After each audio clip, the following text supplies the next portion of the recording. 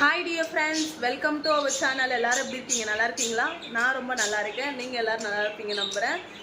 இன்றைக்கி வந்து பார்த்தீங்கன்னா இந்த வீடியோவில் நம்ம என்ன பார்க்க போகிறோம்னு பார்த்தீங்கன்னா, ஒரு பழமொழியே இருக்குது, பாம்பை பார்த்தா படையே நடுங்கும்னு சொல்லிட்டு. அதாவது அவருக்கு வந்து என்ன நினைக்கிறாருன்னு தெரியல. அப்பப்போ ரீசெண்ட் டேஸில் வந்து வந்து எட்டி எட்டி பார்த்துட்டு போயிடுறாரு.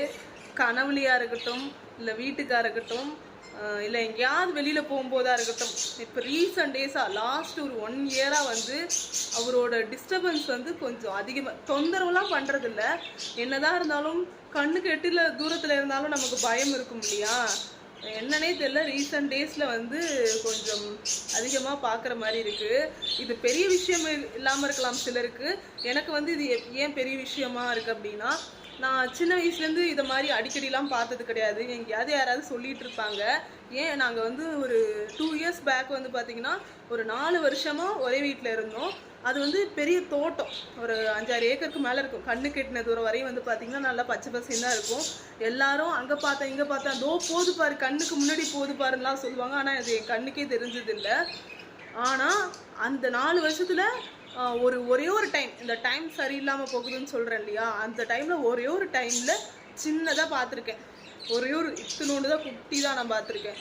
ஆனால் இப்போ ரீசெண்டாக அடிக்கடி வந்து நிறையா பார்க்குற மாதிரி இருக்குது. அதுவும் கனவுல வந்து பிளாக் கலரில் அடிக்கடி வந்துட்டு போகுது. இது ஏன் இந்த அளவுக்கு பெருசாக சொல்கிறேன்னா, இது மாதிரி வந்துட்டு போனதுக்கு அப்புறத்துலேருந்து ஏதாவது ஒரு பெரிய ப்ராப்ளம்.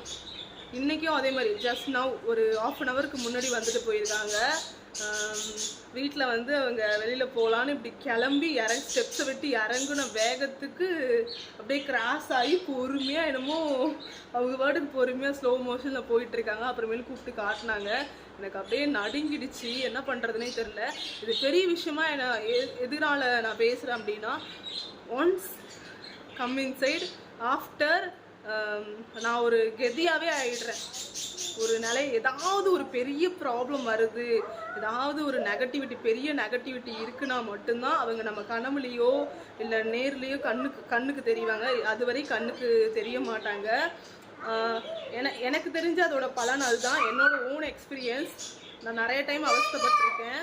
இப்போ ரீசெண்டாக ஒன் இயர்க்குள்ள ஒரு 7-8 டைமுக்கு மேலே, ஒரு 10 டைம்ஸ்க்கு மேலே நாங்கள் வந்து இதை வந்து பார்த்துட்டோம். அடிக்கடி இது நடந்துட்டுருக்கு. அதுவும் வந்து பிளாக் கலரில் கனவுலையோ நேர்லேயோ பார்த்துட்டா இம்மிடியேட்டாக வந்து அதோட எஃபெக்ட் வந்து நல்லாவே தெரியுது. அடுத்து என்னென்னலாம் நடக்க காத்துட்ருக்கோ தெரியல. ஓகே, எதையும் எதிர்கொள்ள நான் தயாராக இருக்கிறேன். கடவுள் மேலே தான் பாரத்தை போட்டுக்கணும். உங்களுக்கு யாருக்காவது அது மாதிரி எக்ஸ்பீரியன்ஸ் இருக்கா? உங்கள் வீட்டிலலாம் அது மாதிரி பார்ப்பீங்களா அப்படின்னா கமெண்ட் பாக்ஸில் கமெண்ட் பண்ணுங்கள். இந்த வீடியோ பிடிச்சிருந்துச்சுன்னா லைக் பண்ணுங்கள், ஷேர் பண்ணுங்கள், மறக்காமல் சப்ஸ்கிரைப் பண்ணிக்கிங்க. பக்கத்தில் இருக்க பெல் ஐக்கானை கிளிக் பண்ணிக்கிங்க. பாய்.